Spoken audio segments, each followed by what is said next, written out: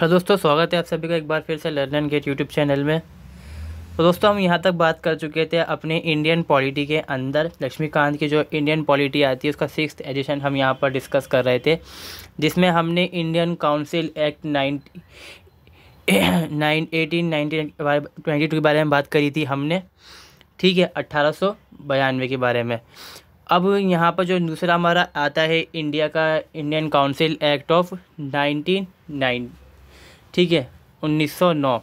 इसको हम जो नॉर्मली जानते हैं, इसका जो हम बात करते हैं तो हम इसको मौलिक मिंटो रिफॉर्म्स भी कहते हैं इसको, क्योंकि यहाँ पर 2 पर्सन हैं यहाँ पर ख़ासकर, उनके टाइम के अंदर ये चेंजेस किए गए थे, रिफॉर्म्स किए गए थे इंडियन काउंसिल के अंदर फिर से।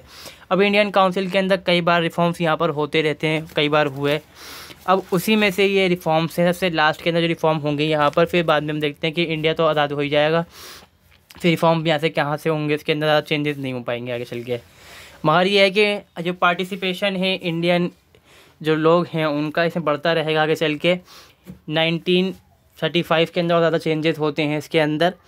ठीक है, फिलहाल हम यहाँ बात करते हैं मॉर्ली मिंटो रिफॉर्म्स के बारे में। ठीक है, अब हम देखते हैं यहाँ पे मॉर्ली कौन है। जॉन मॉर्ली नाम था इनका, the secretary of state as well as the MP of British parliament. यहाँ पर ये क्या है कि सेक्रेटरी ऑफ स्टेट होने की नहीं कंडीशन थी कि आप ब्रिटिश पार्लियामेंट के अंदर मतलब मेंबर ऑफ पार्लियामेंट होना चाहिए आपको यहाँ पर। तो ये जॉन मॉर्ली का पार्ट यहाँ पर मतलब मेंबर थे।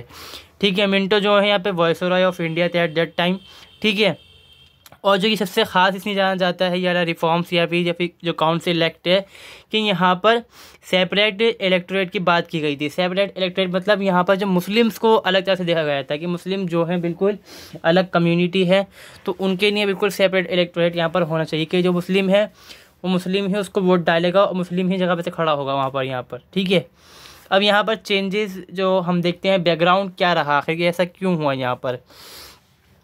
तो यहाँ पर सबसे बड़ी प्रॉब्लम जो कंडीशन यहाँ पर जो रही इस टाइम तक, जो फॉर्मेशन है कांग्रेस की वो हो चुकी थी, इंडियन नेशनल कांग्रेस बन चुकी थी, और मुस्लिम लीग भी इसी से कुछ टाइम पहले ही बन के रहती है यहाँ पर। ठीक है, और यहाँ पर क्या होता है कि जो इंडियन नेशनल कांग्रेस है, शुरुआत के अंदर जो उसको लीड कर रहे होते हैं वो मॉडरेटर्स होते हैं, मतलब मध्य मार्गी होते हैं। मगर इस टाइम तक आते आते यहाँ पर जो रेडिकल लीडर्स होते हैं वो कांग्रेस में आ चुके होते हैं, जो आर पार की लड़ाई की बात करते हैं कि अब तो आज़ादी चाहिए या फिर हमें जो पार्टिसिपेशन है जल्दी से जल्दी दो, जो चीज़ मतलब मांगते हैं वो कहते हैं कि हमें मिल जानी चाहिए हर हाल के अंदर। तो यहाँ पे जो कांग्रेस है उसका अपना एक क्राइटेरिया था कि हमें ये चीज़ें चाहिए, जो कि फुलफ़िल नहीं हो पाता 1892 के काउंसिल एक्ट की वजह से। ठीक है, और 1906 में यानी कि 1906 के अंदर कांग्रेस डिमांड कर डालती है होमलैंड की वजह स्वराज की, कि हमें अपना राज करना है, अपना राज चलाएंगे हम यहाँ पर। और दूसरा यहाँ पे जो रीज़न रहता है इस एक्ट को पास करने के पीछे कि बंगाल के अंदर हो जाती है यहाँ पर रिवॉल्ट। वजह क्या होती है, लॉर्ड कर्जन जिस टाइम रिवॉल्ट होती है यहाँ पर 1905 में, Lord Curzon viceroy of India होता है, उसके बाद देन यहाँ पर मिंटो बनता है। ठीक है, तो इससे क्या होता है, बंगाल के अंदर रिवॉल्ट भी हो जाती है, तो बंगाली जो मुस्लिम है वो जो ब्रिटिश गवर्नमेंट है उनके खिलाफ होती है। मुस्लिम खासकर यहाँ पर जो बंगाल के अंदर होते हैं वो खिलाफ हो जाते हैं गवर्नमेंट के यहाँ पर। तो इस चीज़ को सॉर्ट आउट करने के लिए क्या होता है, गोपाल कृष्ण गोखले जाते हैं इंग्लैंड, बात करते हैं मौलवी भाई जो प्रॉब्लम है यहाँ पर ये चल रही है और इसमें हमें चेंजेस करने पड़ेंगे जब जाके ये प्रॉब्लम जो है सॉर्ट आउट होगी यहाँ पर। ठीक है, और फिर देन क्या होता है यहाँ पर 1906 में लॉर्ड मिंटो कहाँ आते हैं, शिमला में एक डिप्यूटेशन होती है, मतलब एक बैठक बिठाई जाती है काफ़ी बड़ी, और उसमें प्रपोजल पेश किया जाता है सेपरेट इलेक्टोरेट का मुस्लिम के लिए, लेड बाय आगा खान। अब ये मुस्लिम के लिए किसने किया गया था भाई, बंगाल का हुआ था यहाँ पर सेपरेशन, बंगाल के यहाँ पे होता डिवीज़न, बंगाल को बांटा गया था। एक तरफ बिहार का जन निकाल दिया गया था, उससे एक तरफ जो बांग्लादेश और बंगाल का थोड़ा सा हिस्सा था, पश्चिमी पूर्वी हिस्सा, उस तरफ बांटा गया था। तो मुस्लिम्स लोग खासकर उनके खिलाफ हो गए थे। तो इन्होंने क्या करा, मुस्लिम्स को पटाने के लिए, अपने पाले में आपस से लाने के लिए ये चीज़ करी कि हम उनको अलग से इलेक्टोरेट मतलब उनका जो हिस्सा है चुनाव के अंदर बिल्कुल अलग करके दे देंगे कि आपके लिए स्पेशल यहाँ पर रहेगा। और जो मॉडरेटर्स हैं उनको पक्ष करने की बातें करने की कही थी कोशिश, जो रेडिकल्स हैं वो तो हार पार की बात कर रहे हैं कि जो मॉडरेटर्स हैं उनको मनाया जाए पहले, फिर वो जो रेडिकल्स हैं उनको दबाएंगे हम यहाँ पर। यहाँ पर हम देखते हैं इसमें क्या क्या प्रोविजंस किए गए थे यहाँ पर। सबसे बड़ी चीज़ जो बताया था मैं आपको पहले कि यहाँ पर जो काउंसिल, जो लेजिस्लेटिव काउंसिल है, उसके अंदर मेंबर्स को बढ़ा रहते लगातार। ये धीरे धीरे कि जो इंडियन लोग हैं उनका पार्टिसिपेशन बढ़ता है, ताकि जो इंडियन लोग हैं वो समझ रहे हैं हमारे काम से कि जो हम रूल कर रहे हैं वो जस्टिफाई रहे यहाँ पर।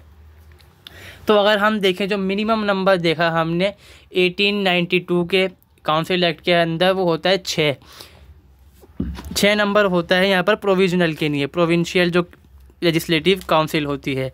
और जो सेंट्रल काउंसिल होती है लेजिस्लेटिव की, उसके अंदर होते हैं मिनिमम 16 या 15, ठीक है। फिर ज़्यादा से ज़्यादा जो यहाँ पे हम देखते हैं 10 से 16 तक होता है, ठीक है। अब यहाँ पर इन्होंने बिल्कुल उसको बढ़ा के कितना कर डाला, 60, कम से कम 60 मेंबर को शामिल करेंगे अब इसके अंदर, लेजिस्लेटिव काउंसिल के अंदर, सेंटर के अंदर, ठीक है। और जो प्रोविंशियल कहाँ पर होंगी अपनी, जो मतलब जो प्रोविंस की होंगी अलग अलग, उसके अंदर क्या कम से कम 50 मेंबर कहाँ पर होंगे, बंगाल में, Madras, Bombay and United Provinces. Then हम अगर देखें पंजाब, बर्मा और आसाम में 30-30 मेंबर शामिल होंगे उनके लेजिस्लेटिव काउंसिल के अंदर। अब जैसे कि हमने देखा कि 1892 के अंदर जो काउंसिल के अंदर मेंबर्स को शामिल किया गया था, जो नॉन ऑफिशियल्स थे उनके पास पावर इतनी थी कि वो डिबेट कर सकते थे और क्वेश्चन कर सकते थे, मगर वोट वो नहीं कर सकते थे यहाँ पर। मगर अब यहाँ पर इनको पावर मिल गई थी कि वो वोट कर सकते हैं, और जो हम कह सकते हैं एक्ट पास किए जा रहे हैं उसको वो कैंसिल भी करवा सकते हैं। और इससे पहले यहाँ पर क्या था कि जो ऑफिशियल थे वो मेजॉरिटी में होते थे, अब यहाँ पर क्या हो गया, जो नॉन ऑफिशियल्स हैं उनको मेजॉरिटी मिल गई यहाँ पर, ठीक है।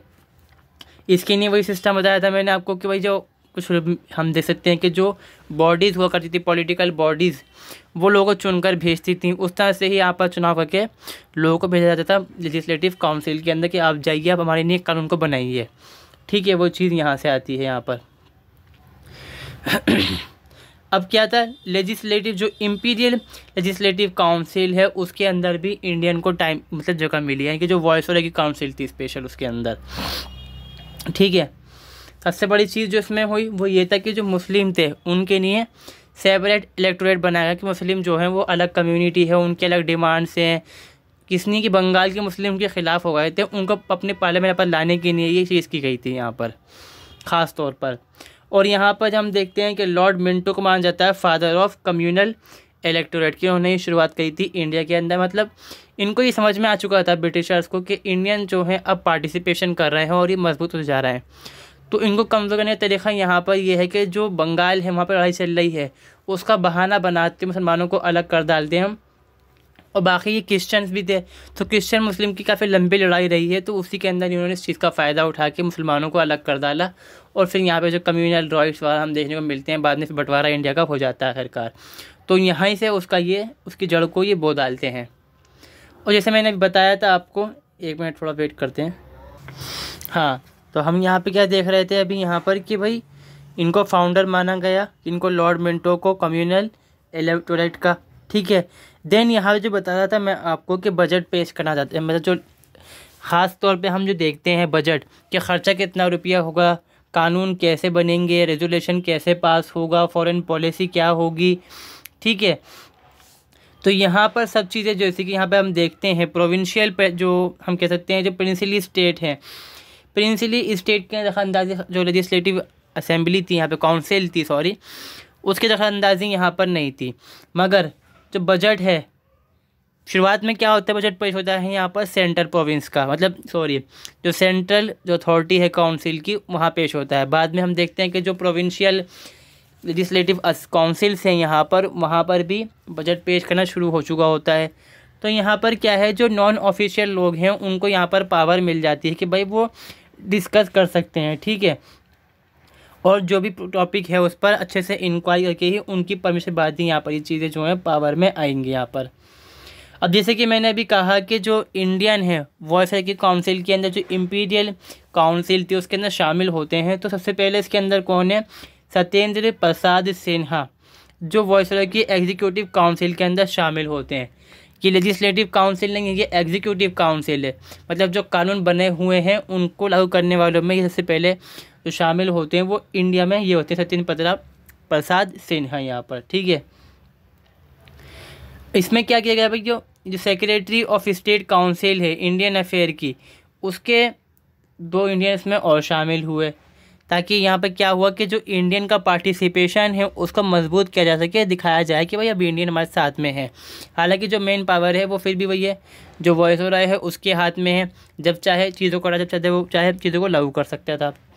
वीट पावर्स के पास थी यहाँ पर, ठीक है।